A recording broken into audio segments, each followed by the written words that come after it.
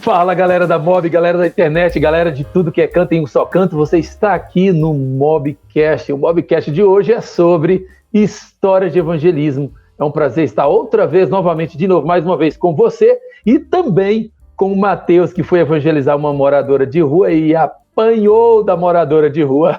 Fala, galera, eu estou com você e também estou com o Eliseu, que foi evangelizar e foi expulso pelo dono da casa com um pau de vassoura. Verdade.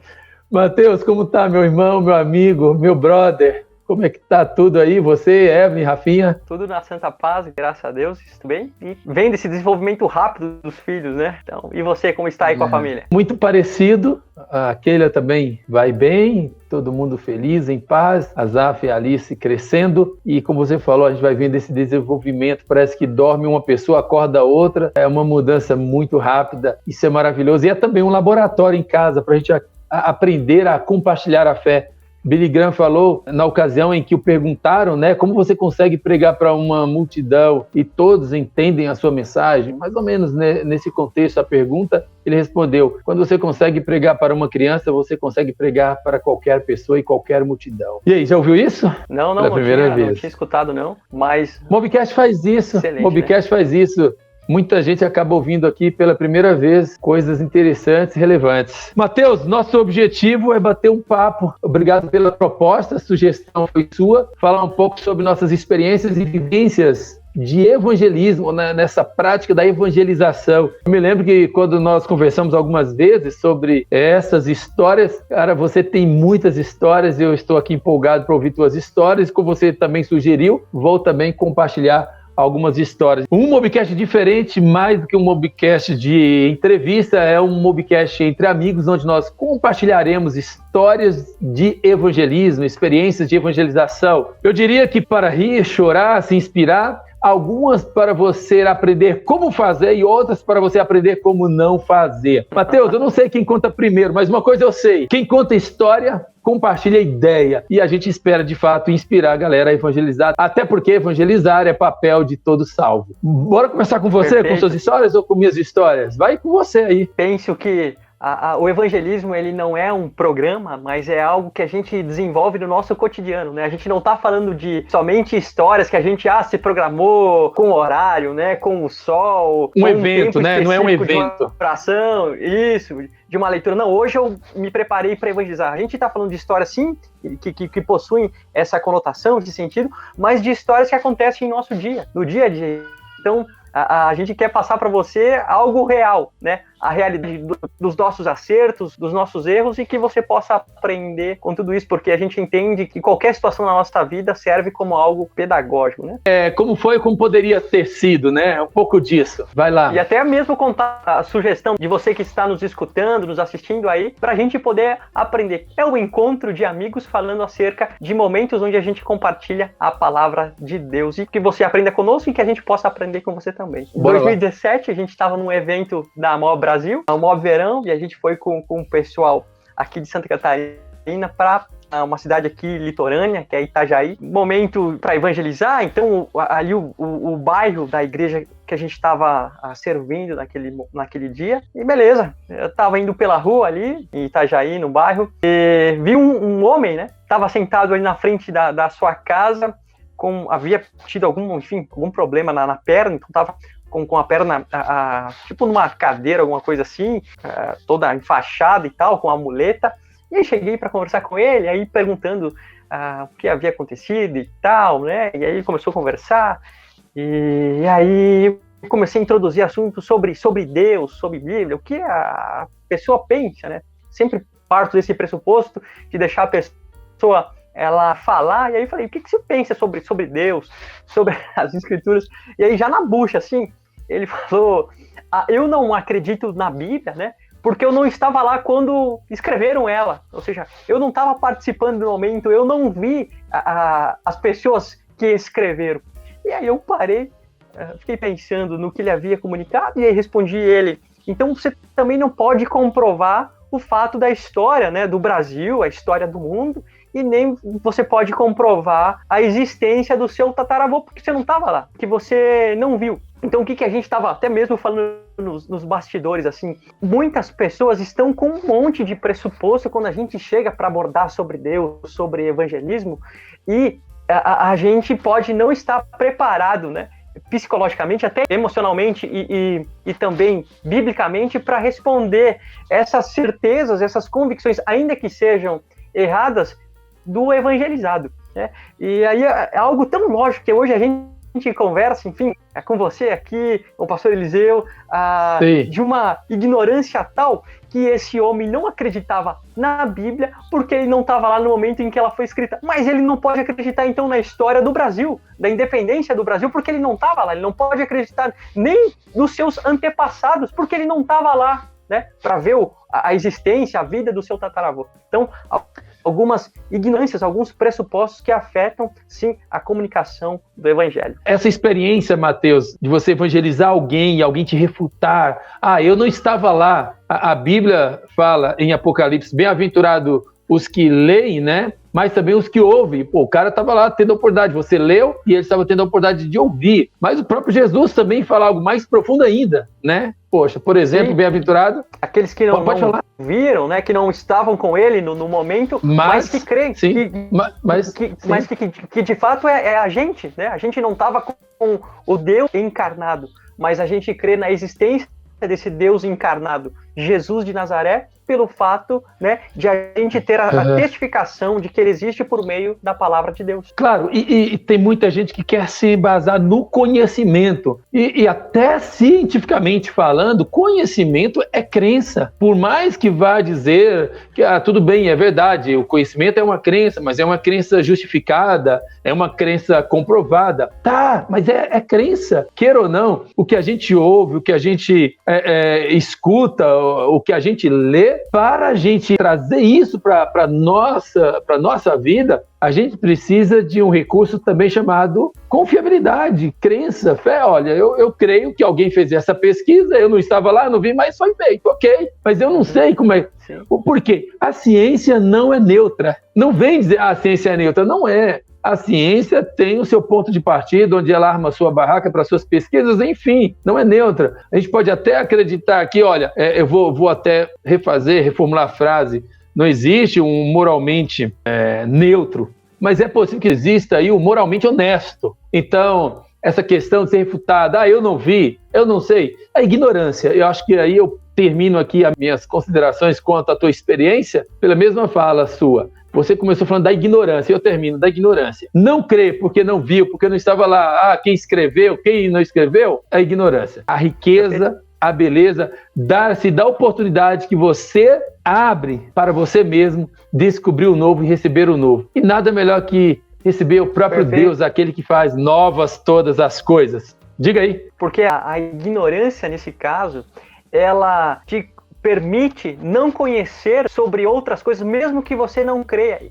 entendeu? A ignorância, ela te priva do conhecimento, quer seja verídico ou não, mas ela te, que no caso dele, né, cria que a Bíblia era falsa, mas ele se privou de conhecer a própria historicidade das Escrituras, porque ele era ignorante. Tem um texto bíblico que diz, por causa das vossas tradições aniquilastes as bênçãos do Senhor, ou o cara se fecha para a riqueza, para o belo, para aquilo que é maravilhoso, e aí eu diria para esse cara, por causa da vossa ignorância, aniquilaste algo novo para a tua vida, enfim. É a mesma coisa a gente ignorar o avanço no momento que a gente vive da ciência, por meio da vacina.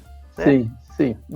Poxa, eu não estou vendo o que eles fizeram, né? Mas a gente está vendo a eficácia. Então, ignorância de cristãos e não cristãos. Cara, eu li nesses últimos 15, 20 dias aí, uns 5 artigos, não li todo, mas pelo menos eu li a apresentação, a introdução, de 5 artigos novos, coisas agora de poucos anos, coisas de 3 anos para cá, artigos de pesquisadores, acadêmicos, escrevendo sobre essa volta para a espiritualidade, esse retorno para o divino, para o sagrado, sabe? Então tem coisa linda, rica acontecendo nesse meio, inclusive nesse universo acadêmico. Então é uma pena desse cara ter se fechado, porque é inteligente, eu diria que é inteligente abrir para o diálogo, para o conhecimento de algo que não se conhece. E a própria ciência está fazendo isso, ou não vou dizer a própria ciência, mas o próprio meio científico, acadêmico, tem gente voltando para isso, para a espiritualidade,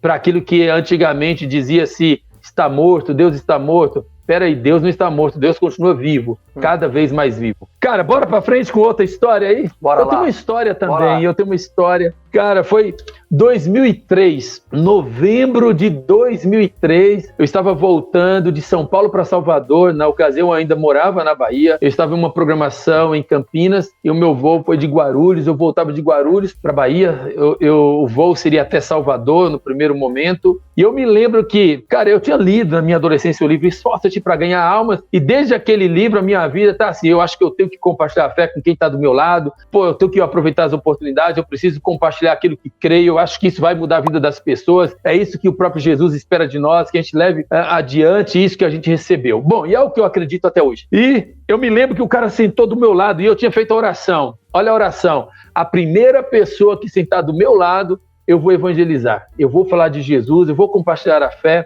eu vou falar dos planos de Deus para essa pessoa. Quais os planos de Deus para a humanidade? E aí sentou um cara, o óculos para baixo, assim, aquele cara parecia a versão masculina da diretora lá de Carrossel, que eu não me lembro o nome agora, aquela mulher brava, enfim. E esse cara de mal. Falei, poxa, mas olha esse cara, meu, como é que eu vou evangelizar esse cara? Enfim, o avião decolou, o tempo foi passando, e eu tentava evangelizar o cara e nada, não saía palavras. Pausa aqui. Você já tentou evangelizar alguém e não conseguiu? Você tentava falar algo e não fluía?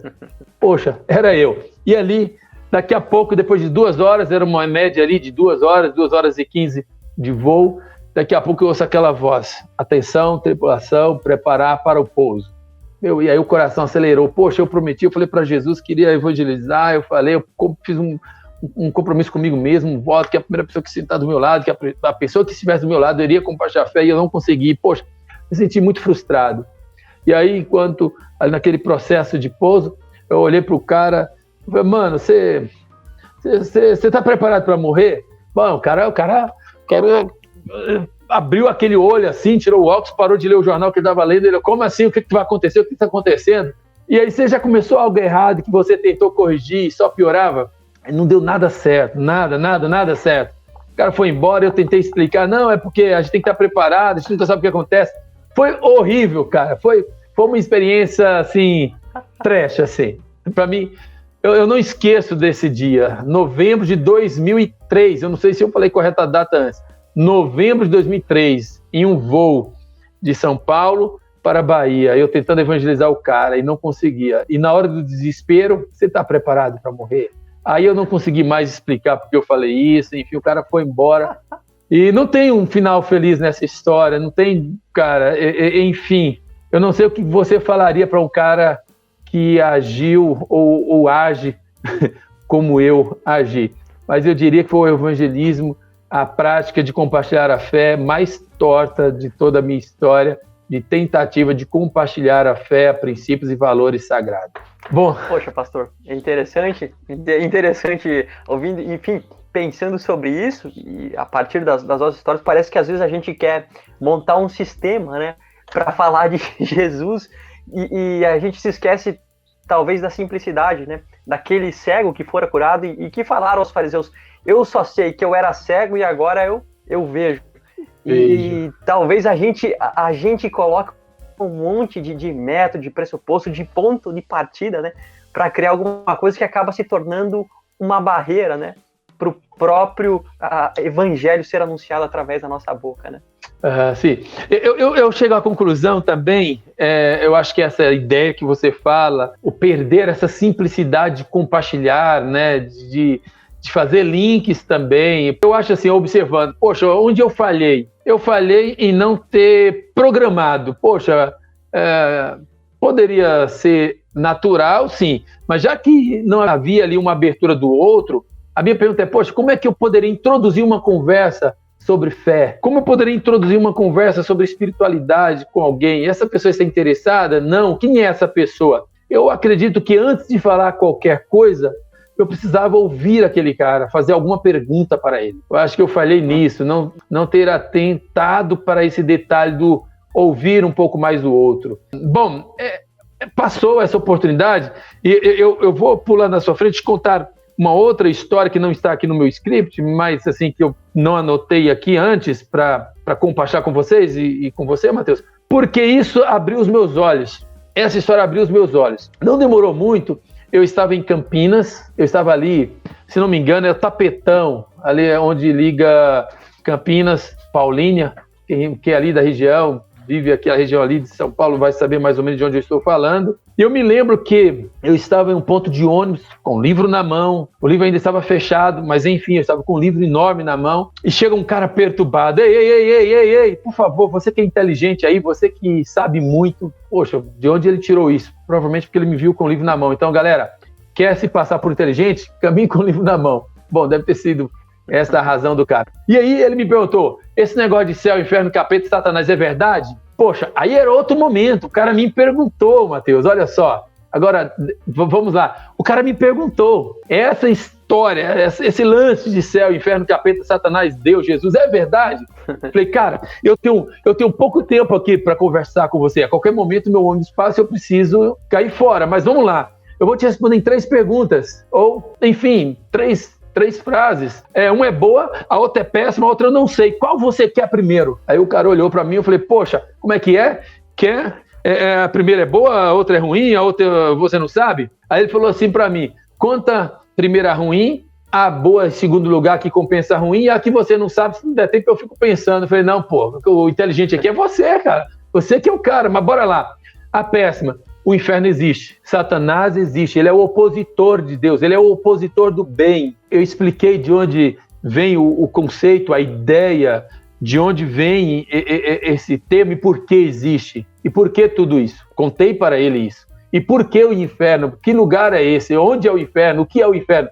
Falei para ele. Segundo lugar, eu falei também a boa notícia. Ele falou assim, e ele já tinha pedido, cara, conta logo a boa, porque eu já estou mais perturbado ainda.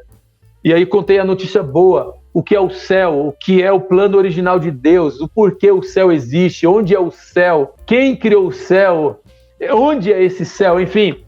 E falei sobre Deus, quem é Jesus, o que ele veio fazer, por que essa pessoa de Jesus encarnada. Expliquei essa história para ele. E ele falou assim, poxa, entendi, ainda bem. E contei também a solução que Jesus veio trazer, o conteúdo do evangelho e o poder desse conteúdo.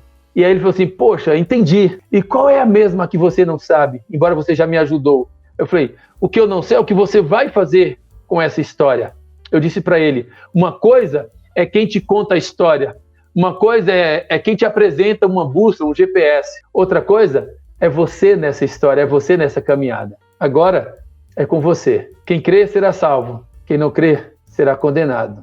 Poxa, essa foi a minha outra história, depois de uma história tão intrigante do avião, que, enfim, espero não vivenciá-la outra vez, uma história parecida. Mas é legal quando você, poxa, tem um conceito mais claro, definido, do que você tem para compartilhar, né? Quando você tem muito mais do que um conceito, quando você tem uma familiaridade com o que você está falando. E aí, eu acho que na proporção que a gente vai evangelizando, a gente vai também aprendendo, quem sabe se a gente pode voltar e falar mais para o final. Mas eu quero saber todas as histórias, conta outra. Legal, pastor, interessante ouvir sobre isso aí, sobre o fato de alguém, né, perguntar sobre o Senhor e ter as suas dúvidas respondidas por alguém que já tinha a fé sistematizada na mente, né, estruturada, enfim, pontos de queda, redenção, glorificação e a decisão, né?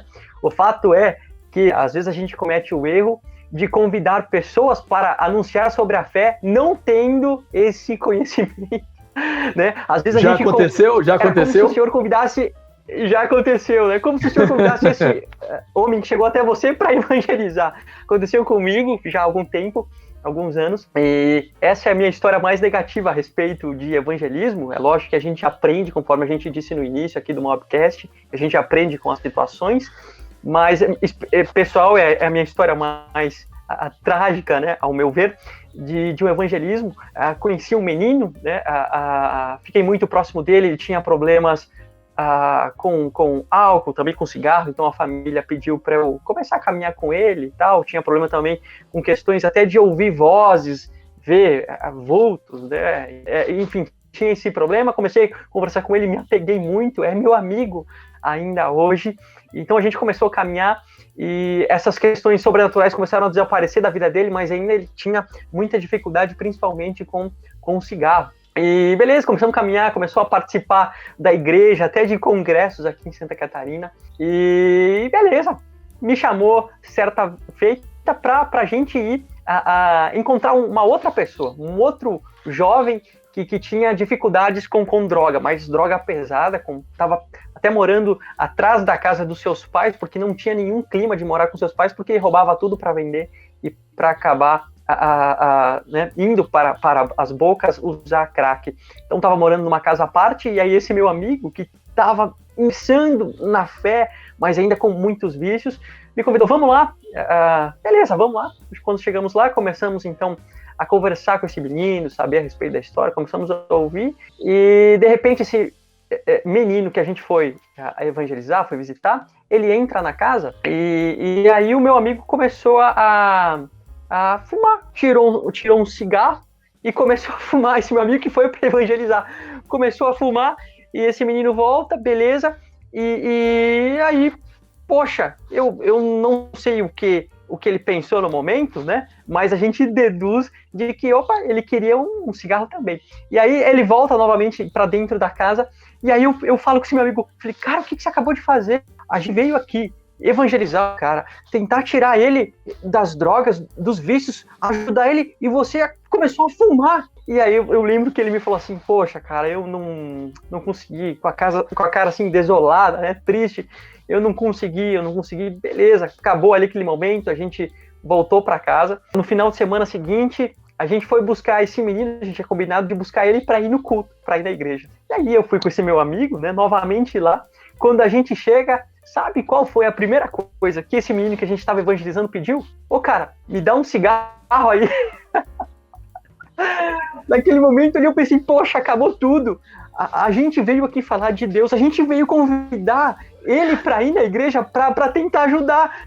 Mas a primeira coisa que ele pediu foi um cigarro. O que aconteceu? Ele estava indo para a igreja só por ir, ele não entendeu nada sobre de Deus. Como diria, né? Eu não sei, me ajude se você lembrar. Seria cômico se não fosse triste, sei lá, tem uma história assim, seria um cômico se não fosse triste. Mas isso me reporta a Atos 19:15. Espera aí, Jesus eu conheço, Paulo eu conheço, mas quem é esse cara aí, esse perturbado? Oh, poxa, Pastor, Mateus. Algo aqui que ele pôde até como base, olha só a base que esse menino teve a partir do nosso evangelismo, não da base bíblica, tá? De que você participar da igreja e continuar com os hábitos é algo normal. Dá para entender qual foi o evangelismo que a gente fez? Foi estimular nele o pensamento de como conciliar cigarro, Jesus, igreja, vida, né? Mundo de drogas. Vícios, dependências, né? Porque a gente estimulou isso.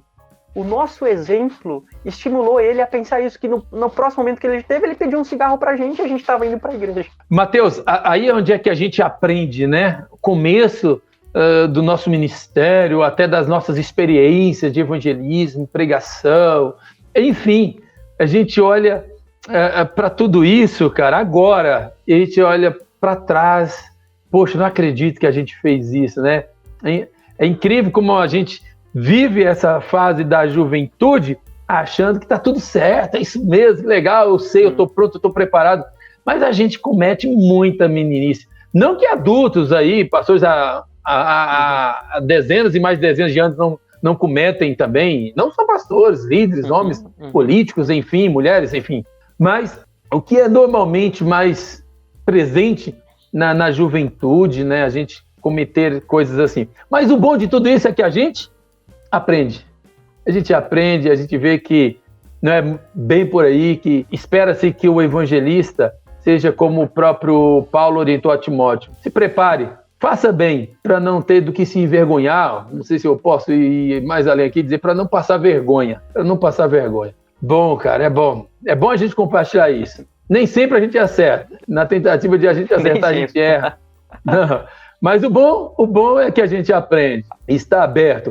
E quando a gente tem coragem de rir, eu falo sempre isso, quando a pessoa tem coragem de rir de si mesma, é uma pessoa aberta a aprender, a avançar e fazer cada vez melhor.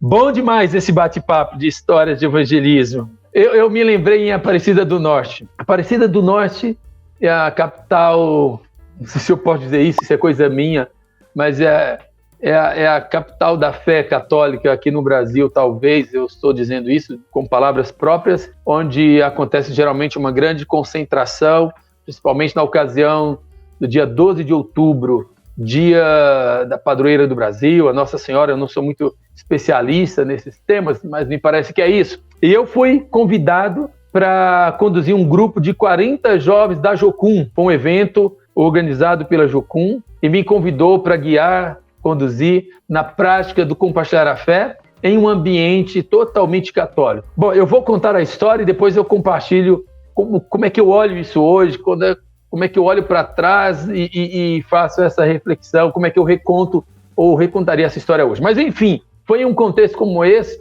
Igreja Católica, padroeira e o povo do Brasil ali, e lá também um grupo de missionários cristãos, evangélicos, tentando compartilhar a fé nesse ambiente. Eu me lembro que as orientações eram: proibido usar uma camiseta, tipo com frases ou dizeres evangélicos, bíblicos, versículos de evangelismo. Me lembro de algumas coisas nesse sentido. Não poderia levar Bíblia e não poderia distribuir panfletos. E me perguntaram: o que a gente vai fazer lá então? E a gente vai interagir com as pessoas. E na interação com as pessoas, a gente vai compartilhar a fé em um Deus vivo, tentando distrair o olhar, desviar o olhar das pessoas da religião para que possa olhar para o Cristo, tirar o olhar das pessoas desse olhar para a idolatria e olhar para um único Deus vivo, verdadeiro. Enfim, com aquilo que a gente sempre pregou: não há mediador entre Deus e um homem, só há um, que é Jesus. Vamos apresentar Jesus. E eu confesso, tivemos boas experiências. Me lembro que eu fazia mágica entre as pessoas.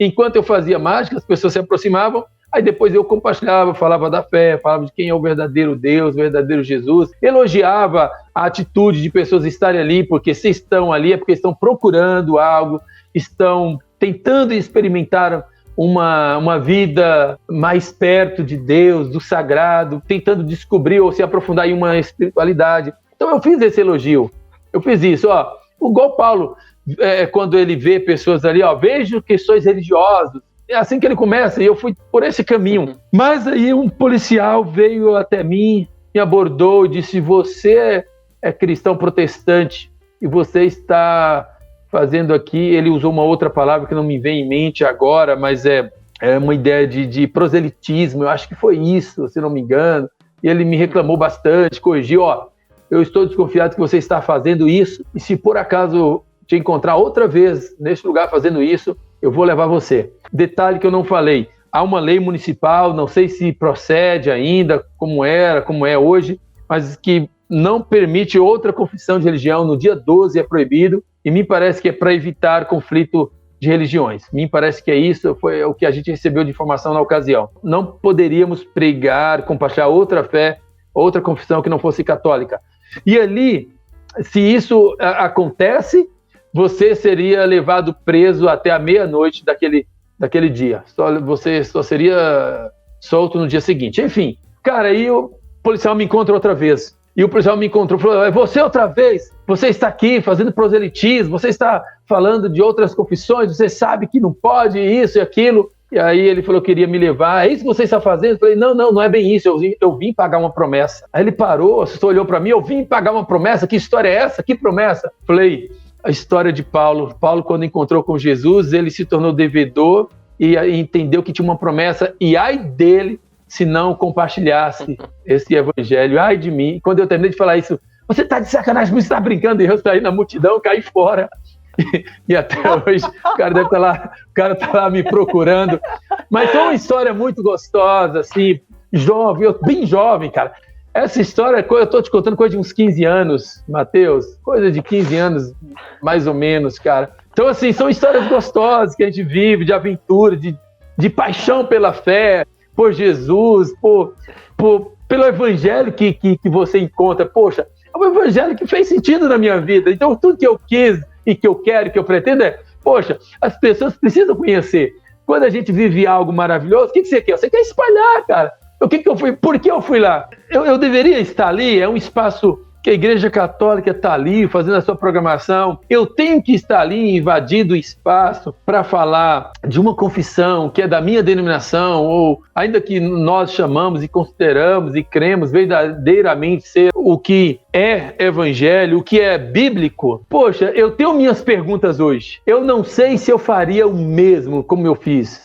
Eu arrependi de ter feito? Não. Foi uma experiência, foi um momento, foi gostoso, foi um aprendizado, só não sei se eu faria da mesma maneira hoje, por essa questão até também do compreender que cada religião tem o seu espaço, e não sei se eu tenho que, não sendo convidado, chegar lá invadindo o espaço para desconstruir algo ali. Eu tenho minhas dúvidas, tá? Eu tenho minhas dúvidas se eu deveria fazer isso hoje ou não. Agora, se eu estou no espaço e me perguntam, eu diria que é outra coisa. Mas eu acho que essa questão do respeito do espaço do outro é diferente. Uma coisa é eu aceitar o que o outro ensina, fala, outra coisa é o respeito, né? Então, assim, eu tenho um pouquinho desse desconforto. Poxa, como faria o Eliseu hoje diante dessa situação? Quem deveria ser Eliseu hoje diante disso? Eu tento recontar isso fazendo essas perguntas. Mas, com certeza, cara, eu acho que foi válido. Eu vi gente chorando ali, Matheus. Agora, deixa eu te contar uma coisa. Uma das coisas que acontece muito é essa devoção àquilo que nós chamamos de santos, né, de ídolos. Bom, e ali eu me lembro de pessoas, cara, não sei se você conhece a Aparecida do Norte, mas tem uma escada muito longa e as pessoas fazem aquela jornada, aquele percurso de joelhos, cara, joelhos sangrando e as pessoas andando, fazendo aquilo, ajoelhados, né, pessoas ajoelhadas, fazendo todo aquele sacrifício. E o que a gente fazia? A gente pegava um fone, colocava no ouvido das pessoas e a gente falava sobre isso, sacrifício. Poxa, será que tem que fazer isso mesmo? O meu Deus não está morto, nem pendurado no madeiro, ele está vivo. Por que você está pagando esse preço, esse sacrifício, se Jesus já pagou para você? E colocava uma música, ia ministrando, falando, tentando de alguma forma, como eu já disse, eu naquele contexto, abrir os olhos das pessoas, ajudar as pessoas a enxergar um Deus vivo, a enxergar um Jesus que antes que nós chegássemos a ele veio até nós, ele veio para trazer leveza e não peso da religião, não uma cegueira, mas uma luz. Então essa era a nossa tentativa de construção de um novo pensamento, de uma ressignificação de fé. E aí as pessoas levantavam chorando, poxa, é verdade, faz sentido, por que eu vou fazer isso se Jesus fez por mim? Vendo aqueles joelhos sangrando, aquela dor, aquelas feridas, falava para as pessoas, Jesus já viveu isso por você. Jesus já fez esse sacrifício. Não quero sacrifício, Pastor, quero obediência. Pastor Eliseu, escutando, enfim, o que o senhor está falando, a gente tem um momento muito parecido quando o apóstolo Paulo se trata a uma outra religião, aos judeus, né, ao judaísmo, muito minimalista em suas ações, na observância, né, rígida da lei, principalmente dos fariseus, literalmente, né, os mais zelosos pela lei. E o apóstolo Paulo, quando escreve então aos romanos, ele diz assim que os judeus são religiosos, né, são zelosos, mas sem entendimento, ou seja, há verdade naquilo que fazem, há verdade, há zelo, há piedade, há amor, né, a busca, enfim, sim. A sinceridade, né? A busca sincera de realmente crer que aquilo é verdade. Mas o apóstolo Paulo ele deixa muito explícito nessa frase: vocês têm zelo, mas sem entendimento. Basta a nós, ou seja, manter esse zelo que essas demais religiões demonstram, né? Essa sinceridade, porém com entendimento a partir das escrituras do Deus vivo e verdadeiro, do único caminho, né? Mateus, isso é bom para mim, até tira um pouco do desconforto, porque o próprio Paulo também falou em ambientes semelhantes, né? De coisas que ninguém gostaria de ouvir. E Paulo também falou. Bom, mas são detalhes e a gente vai avançando, porque tem mais história. Conta outra, Mateus.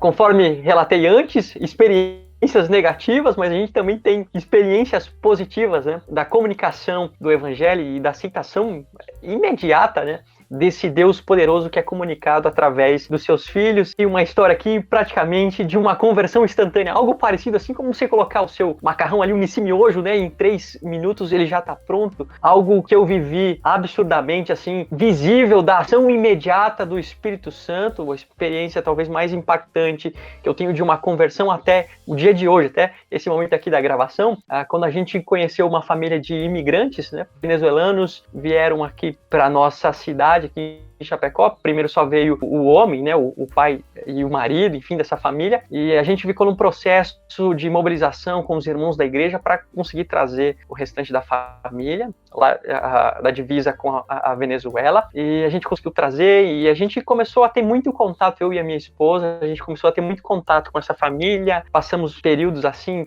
muito legais de comunhão, de ajudar com os irmãos, né, na construção da casa. Chegaram aqui sem nada, e de ver lugares, né, os móveis e tal, eles participando dos cultos da igreja. Porém, eu não sabia que esse pai de família, né, esse homem do qual a gente criou muito vínculo, tinha problema com drogas, né?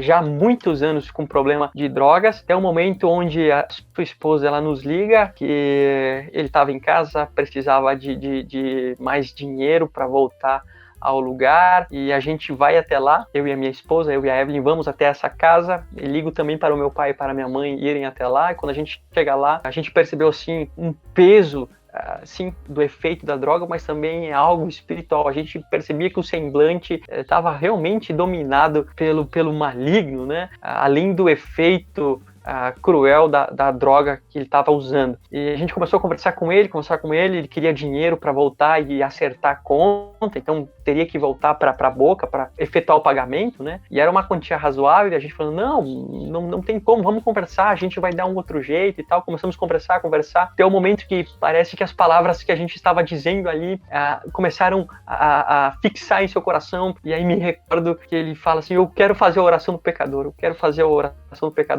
Ele já tinha um passado na igreja evangélica lá na Venezuela, já tinha conhecimento, né, parcial, assim, do evangelho, enfim, era um frequentador de igreja, família, mãe evangélica, então, por isso que ele falou, naquele momento, ele quer fazer a oração do pecador, e a casa que ele estava era de 2 andares, então tinha moradores embaixo, e eles estavam na parte de cima, e era assoalho, e aí ele ficou de joelhos, a gente começou a fazer a oração, me ajoelhei com ele, peguei nas mãos e começamos a orar, e ele começou, enfim, as lágrimas começaram a correr pelo seu rosto, e imediatamente ele deu um soco muito forte no assoalho, a gente ficou um pouco assustado assim, e aí começou em prantos, orando, confessando o pecado, que queria receber Jesus. Quando a gente acabou aquela oração, irmãos, era um homem nascido de novo. Conforme eu disse, eu nunca presenciei uma situação como essa, de uma conversão assim, instantânea. Em uma oração, em alguns minutos, 3, 4, 5 minutos, o semblante dele era completamente diferente. A gente começou a dar risada, ele abraçou a esposa, no final a gente saiu dando risada, enfim, felizes com a situação, a fisionomia, enfim, liberta do efeito da droga, né? Do efeito da droga e também de qualquer efeito sombrio, né, do maligno, do diabo. No outro dia, fui novamente na casa, a gente começou a ler a Bíblia, orando. Quando eu encerrei a oração, ele estava chorando, e foi crescendo, participou de acampamentos nossos, milhares, enfim, pode até ser aqui uma hipérbole, mas muitas experiências com Deus no decorrer desse tempo, de Deus abençoar, abrir as portas em tantas ocasiões. E agora, recentemente, eu conversando com ele não havia me relatado isso. Após algum período dessa experiência que a gente teve, ele voltou a usar droga. E aí me contando agora, nesses dias, de que ele sentiu um nojo. Ele usou, mas ele não teve o prazer, ele não teve o deleite, né, nessa droga que antes dominava a vida dele. E aí eu comecei a explicar pelo fato da presença do Espírito Santo residir nele. E aí, do ano passado para cá, tantas experiências com a família na igreja, enfim, dizimista fiel, conseguindo trazer o restante dos familiares que estavam, enfim, lá no norte do país e também da Venezuela para cá, para dar uma condição melhor. Mas a gente aprendeu com essa família a questão da restauração desse homem com Deus, e da restauração dessa família com Deus, e da restauração que está acontecendo entre eles. Ele me relata assim que agora ele sabe o que é ser pai, ele sabe o que é ser marido, e aquilo que ele não tinha, que era a honra, que era o respeito da sua esposa de ver ele como marido e de seus filhos o verem como pai, agora ele tem por causa do poder transformador do evangelho, que mudou a vida desse homem e a vida da família dele, e agora, a partir dos relatos dele, a felicidade naquela casa, por causa do poder transformador, vivificador do Espírito Santo, que é o Espírito do próprio Deus, né? Do Deus vivo e poderoso. E aí a gente começou no início compartilhando nossas experiências de tentar fazer legal, tudo certo, e é verdade, faz sentido, é necessário. O próprio Paulo, repito, falei na introdução, o próprio Paulo nos orienta, alerta a fazer certinho, mas na verdade quem faz é o Espírito Santo, né, cara? Quem faz não são palavras de homens, mas é poder de Deus. Eu fico muito sentido pelas pessoas que não conseguem crer. É uma pena, né, que alguém não consegue dizer assim, poxa, eu fui transformado, eu me tornei isso, e isso me transformou, isso, aquilo. Não, cara, agora quando você tem uma experiência com Deus, e você fala, foi Deus, eu não seria o mesmo se não fosse Deus na minha vida. Uma canção que diz, o que seria da minha vida se não fosse o Senhor. E aquilo que a política não faz, aquilo que o governo não faz, aquilo que ONG não faz, o Evangelho faz. O Evangelho é poderoso. Aleluia. Não estou dizendo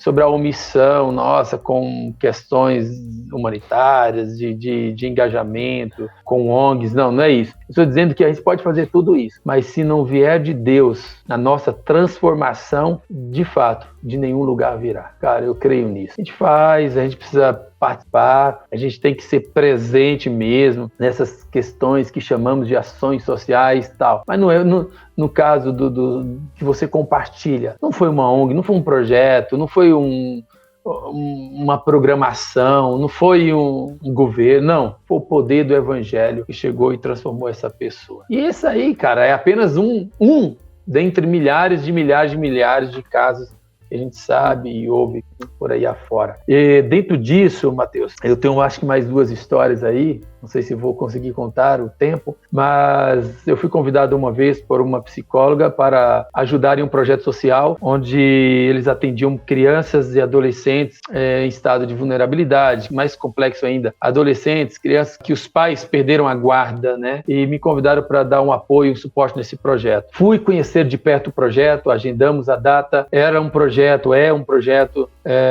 da Igreja Católica também. Hoje eu estou contando muito da Igreja Católica aqui.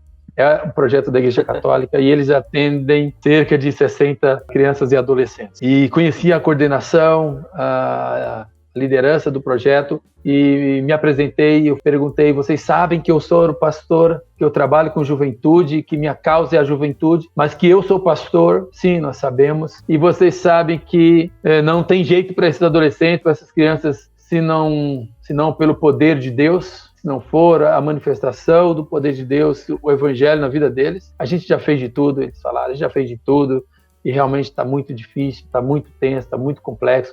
O que o Senhor quiser fazer, faça. Se quiser fazer com que eles falem outras línguas, igual vocês fazem lá, faça. Se quiser levar para a religião lá de vocês, leva. Se quiser batizar, batiza. Só que, claro, só uma expressão, mas isso a gente não poderia fazer. E foi uma expressão, a gente entendeu que foi uma hipérbole compartilhada mediante ao desespero daquela direção, daquela liderança desse projeto. Bom, eu me comprometi a caminhar com eles pelo menos durante 1 ano. Caminhei e eu falei, olha, eu não consigo trabalhar com esses adolescentes sem fazer uso da palavra da Bíblia Sagrada. Eu acredito no poder do Evangelho, das palavras do Evangelho, e eu queria compartilhar com eles. Eu vou brincar, vou dar risada, a gente vai fazer mágica, a gente vai tocar violão, a gente vai tocar música, a gente toca aqui tudo, a gente pode até cantar aí rap, funk com essa galera, mas eu preciso apresentar o verdadeiro Evangelho que transforma. E aí comecei a caminhar 1 vez por semana com eles, com esse grupo de adolescentes e crianças. Finalizamos o curso Conhecendo Jesus. Muitos deles nunca tinham entrado em uma igreja e na ocasião tivemos um show do PG, a galera aqui veio, o PG, isso aí, para quem não está tão familiarizado, uma banda cristã, o PG era um músico, e foi um show muito legal na igreja e consegui trazer esses meninos para o show depois de muita burocracia, de documentação para liberar, e quem vai acompanhar esses meninos, como é que vai ser, para tirar do abrigo, levar para a igreja à noite, depois voltar. Conseguimos, trouxemos essa galera, essa molecada para a igreja, Foi uma noite linda, eles se divertiram, pularam, dançaram, voltaram para o abrigo, levamos tudo certinho, nenhum problema. E aí a pergunta no último estudo bíblico foi sobre batismo, sobre compromisso, sobre nascer de novo. E a pergunta deles é: pô, tio, e você não falou do batismo, quando é que vai ser o nosso batismo agora? Cara, depois de uma jornada de quase um ano, a galera agora quer saber quando vai ser o nosso batismo. Foi muito maravilhoso. Nós encerramos essa jornada de um ano com eles. Tiramos foto, levamos fotógrafo lá com eles para fazer fotos e levamos também pessoas de customização, não sei se é esse o termo, que trabalha lá estilo, faz cabelo, roupa. E a gente trabalhou todo um cenário, figurino, pessoal, cabelo, enfim, levamos essa galera toda para nos ajudar, fizemos as fotos. Uma semana depois eu volto lá com as fotos deles reveladas, cada um tinha 10 fotos. Nós compramos porta-retrato, demos para eles e eu pedi para que eles olhassem. Muitos deles, acho que quase a maioria, nunca sequer tinha uma foto revelada deles, uma foto, ainda muito menos em um porta-retrato. Mostramos isso para eles. Olhe bem para vocês. Comecei a pregar sobre adolescentes, a imagem de Deus. Deus fez o adolescente a sua imagem e semelhança, Deus fez o homem. Compartilhei o evangelho de Gênesis, evangelho, né? O texto de Gênesis, já conectando com o evangelho de Jesus. Se no começo o pecado deformou, houve essa destruição, o que era belo se tornou tudo embaçado, tudo como espelho quebrado que mal reflete a beleza real, Jesus é aquele que reconstrói esse espelho e você consegue ver você de maneira mais nítida, mais bela, na sua originalidade, quem você é em Jesus, uma nova criatura. Cara, isso para mim foi uma experiência marcante de não só do evangelizar, porque é como a gente fala, cara, evangelizar é fácil, de certa forma, apesar dos nossos, eu vou falar que fácil, a galera daqui a pouco vai, poxa, esqueceu do passado, eles cometeram tantas gafes, tantos micos, mas eu quero dizer assim, é claro, não exagerando, mas compartilhar a fé em um único momento é tranquilo, é mais fácil, sim. Mas acompanhar é um desafio, mas é prazeroso. Então, eu sei que foi uma experiência bacana de trilhar uma jornada com essa galera, esses adolescentes. Uma experiência muito, muito maravilhosa de injetar o verdadeiro evangelho na vida desses adolescentes, dando a oportunidade de escrever uma nova história, de ser novos adolescentes, novos jovens, novas pessoas a partir de Cristo Jesus. Poxa, isso foi maravilhoso. Mateus, conta outra. Amém. Pegando esse gancho que o senhor já introduziu, pastor, a respeito de comunicar a mensagem, né, do evangelho em um único ato, ou até mesmo com um grupo, né, ela é algo mais fácil, mais cômodo, né, para aqueles que já têm, enfim, algum tempo de prática, né, de comunicar, e Deus nos proporcionou uma experiência para mostrar que a gente, ao fazer isso, mesmo assim, era tão raso no evangelismo, tão raso no amor, tão raso no cuidado, tão raso de entender a preciosidade e a profundidade dessa mensagem. É muito fácil a gente comunicar a mensagem uma única vez e depois voltar para nossa casa e encontrar a outra pessoa e deixar com que essa pessoa que evangelizamos pela primeira vez seja acompanhada por outra pessoa, né? Por outra igreja. A gente só tem o hábito de comunicar e vazar, né? E ir embora, voltar para a nossa rotina, enfim, para os nossos estudos, para o nosso trabalho, para a nossa igreja, para o nosso ministério dentro da igreja. E Deus nos proporcionou uma experiência que mostrou realmente o nosso coração, nossa paciência e o nosso amor, o nosso cristianismo, quando Ele coloca um homem em nossa vida chamado Leonel Pérez. A gente conheceu esse homem em 2016, no projeto que a gente tinha aqui na nossa igreja de evangelismo pela cidade de Chapecó, e morador de rua, e com os meninos, enfim, que acompanhavam o projeto, a gente apelidou ele de Mente Brilhante. Por quê? Porque o senhor Leonel Pérez, ele manipulava os demais mendigos, né, que moravam com ele, e ele sempre era o cara que ficava na poltrona, né? Era o cara que sempre ficava só comandando e manipulando os demais. Então a gente deu esse apelido internamente, né, do Mente Brilhante, e a gente foi criando, eu principalmente, fui criando um vínculo muito forte com ele. foi o homem mais difícil que eu conheci até o momento, tá? Até essa gravação aqui, foi o homem mais difícil que eu já me relacionei, conversei. E não sei se isso era algo pessoal, que eu queria, enfim, que ele mudasse, que Deus transformasse o orgulho dele, né? O ego, essa dureza de coração. E isso foi um processo que iniciou em 2016. Em 2018, esse homem é acometido por um câncer. E ele não tinha, enfim, contato com a família.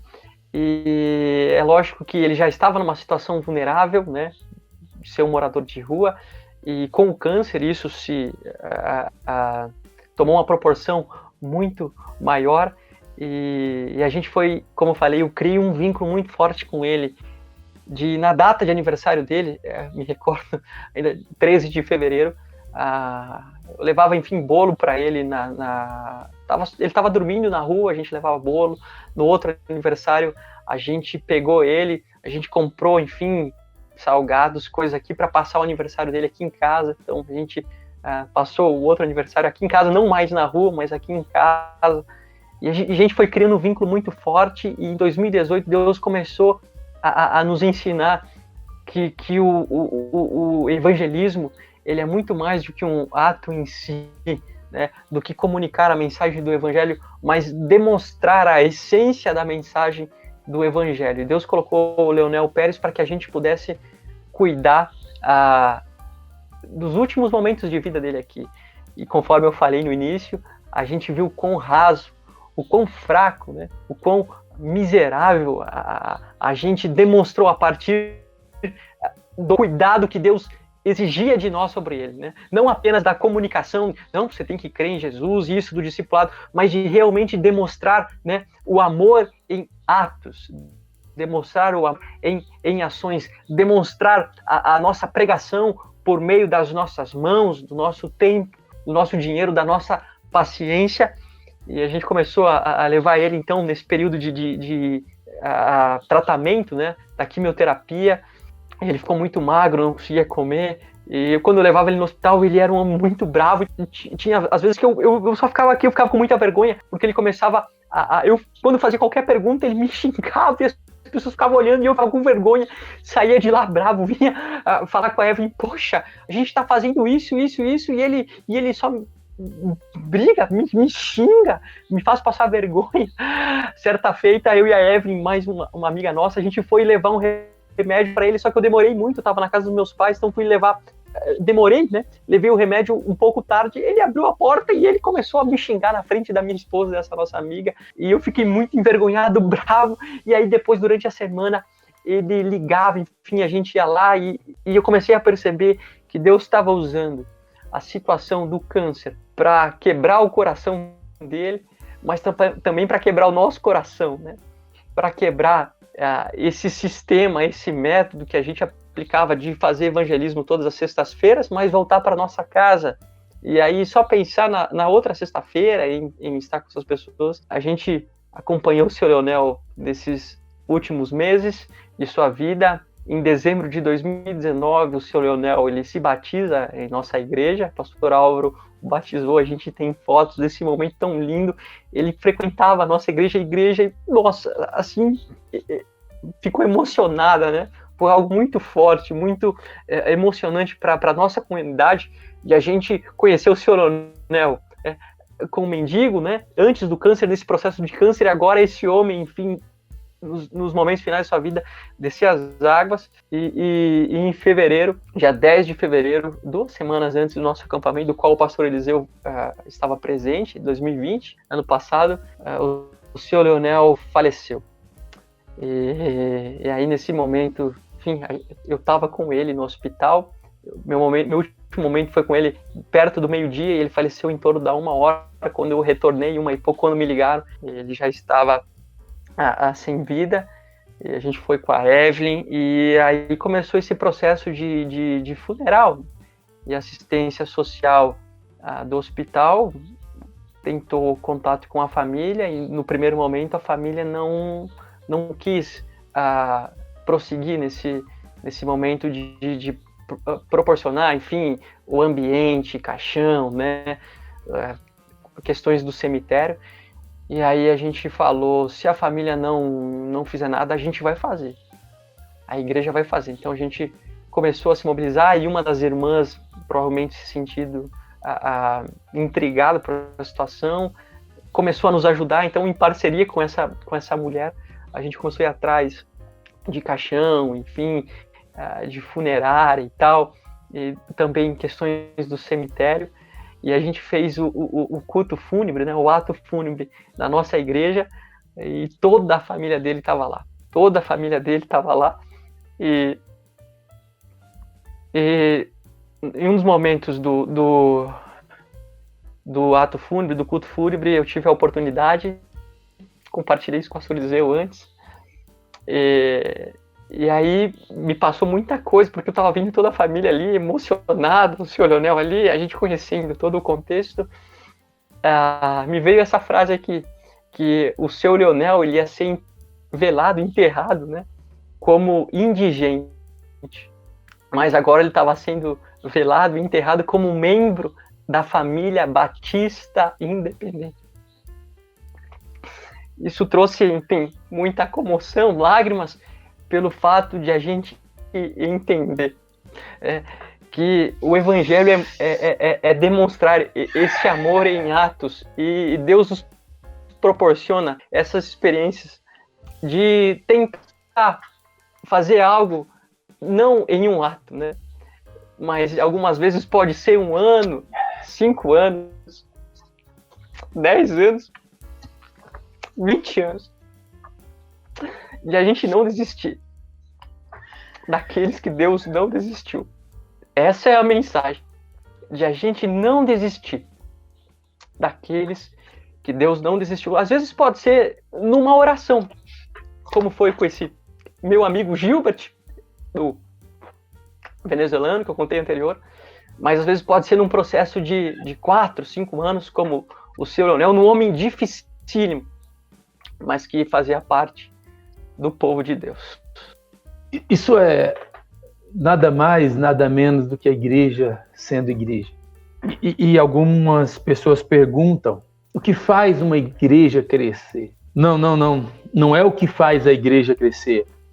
A pergunta talvez deveria ser o que atrapalha a igreja crescer ou o que faz com que a igreja não cresça. A igreja, ela é um organismo vivo e sendo vivo, tem vida e tendo vida, naturalmente cresce. E a pergunta seria, então, repito, o que atrapalha esse crescimento? É quando a igreja não é o que ela nasceu para ser. No livro O Triunfo do Cristianismo, de Gordon Stack, sociólogo, um professor de ciências sociais na Universidade de Baylor, ele escreve o seguinte: o triunfo do cristianismo, como o cristianismo se tornou a maior religião do mundo. E aí ele cita o contexto de uma das pragas que atingiu o Império Romano no ano 251 depois de Cristo. Ele escreve o seguinte, que o bispo Dionísio de Alexandria escreveu uma carta enaltecendo os membros de suas igrejas, ou da sua igreja.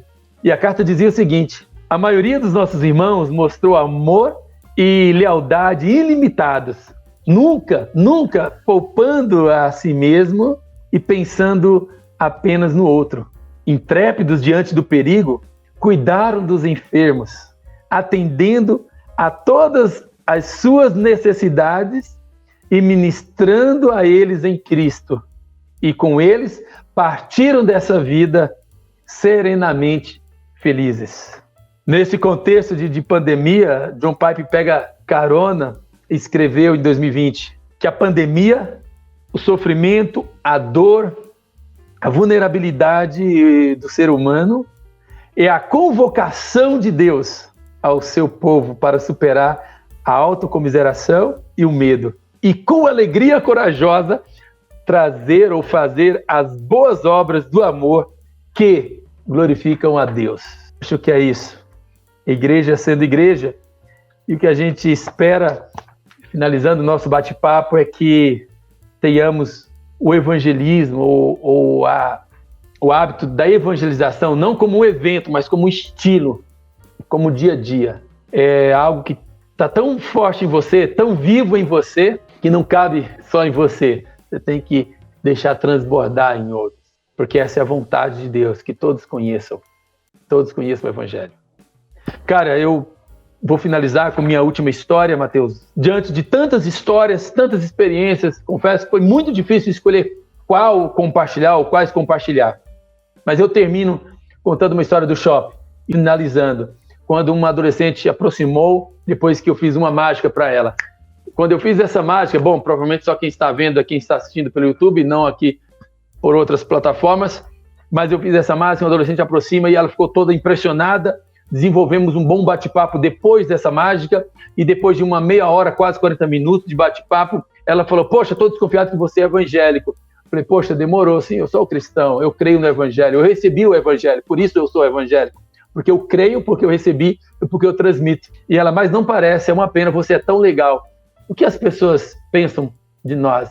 Talvez tenha a ver com a forma como nós compartilhamos. Em seguida, nos despedimos e muito tempo depois, mais de um ano depois, eu recebi a seguinte carta e eu finalizo nosso bate-papo de hoje com essa carta. Eu recebi essa carta pelo Facebook. Ah, demorei, mas te achei.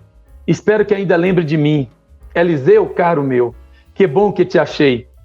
Depois daquela nossa conversa no shopping, aconteceu uma coisa muito boa na minha vida. Espero um dia poder te contar. Lembro que a gente conversou sobre pessoas que sentiram a presença de Deus e que nunca havia acontecido comigo. Então eu senti, Eliseu, e fiquei tão feliz, senti que o meu vazio foi preenchido. Queria te achar para poder te contar, compartilhar, te falar o tamanho da minha alegria. Foi do nada, tipo, eu não estava esperando, eu tinha voltado de uma viagem de Minas com uns amigos e lá eu me aproximei de um deles. E quando voltamos, ele começou a me falar sobre o Deus e como ele é maravilhoso, sobre como ele muda a vida da gente e como tudo fica mais bonito, como a gente deixa Deus agir. A gente orou, eu senti o preenchimento daquele vazio, aquele que você falou do tamanho de Deus, que só ele tem tamanho suficiente para preencher. Quero fazer de tudo para sempre seguir nesse caminho. Eu sei que vou cair, mas ele vai me ajudar. Eu vou conseguir. Quero manter contato com você. Obrigado por ter me abordado naquele shopping, naquele dia, com aquela carteira mágica. Foi ali que tudo começou. Foi ali que começou o agir de Deus na minha vida. Feliz, feliz. E aí o nome dela. Cara, essa foi para mim uma das grandes experiências. E a minha fala aqui, Mateus, é: nunca perca a oportunidade de compartilhar o amor de Deus, o Evangelho que transforma. Obrigado, Mateus, por estar aqui com você, lembrando de tantas coisas que enchem os nossos corações. Eu espero que quem acompanhou a gente até agora saia daqui queimando por Jesus, por esse Evangelho que não cabe só em nós. E não compartilhar esse Evangelho é muito egoísmo de nossa parte. Espalhe o Evangelho enquanto é dia, antes que a noite se aproxima. Obrigado, Mateus. Obrigado a todos que acompanharam a gente. Considerações finais, Mateus? Prazer estar conversando aqui contigo a respeito daquilo que a gente vive, né? Dos nossos acertos, dos nossos erros, entendendo que a gente não pode deixar de falar daquilo que a gente tem visto e ouvido do que Deus tem feito nas nossas vidas. A gente procura viver o Evangelho entendendo, né, que cada situação é uma situação que a gente muda a vida de uma pessoa, mas que, acima de tudo, Deus está mudando a nossa vida. Então, que esse assunto aqui comunicado por nós possa abençoar a sua vida e a sua vida possa abençoar outras pessoas. Deus os abençoe. Obrigado. Esse é o Evangelho que faz de um indigente um membro de uma família grande, uma família de fé. É o Evangelho que encontra pessoas nos lugares mais inusitados. É o Deus que vem até nós. E o Deus que chegou até você deseja, através de você, a partir de você, chegar em outros corações. Seja esse canal, esse instrumento, e exerça o ministério da reconciliação, de trazer o homem divorciado, distante de Deus, para perto de Deus. Isso é evangelizar. Deus abençoe, muito obrigado, até o próximo Mobcast. Se você foi acrescentado, edificado, abençoado, curta, comenta e compartilhe. Mas não se esqueça, temos cursos de evangelismo, está aqui na nossa descrição. Ou, se você preferir, nós também podemos ir até você e compartilhar um tempo sobre como compartilhar a fé. Deus abençoe. Até o próximo Mobcast. Nós acreditamos no poder de uma boa conversa.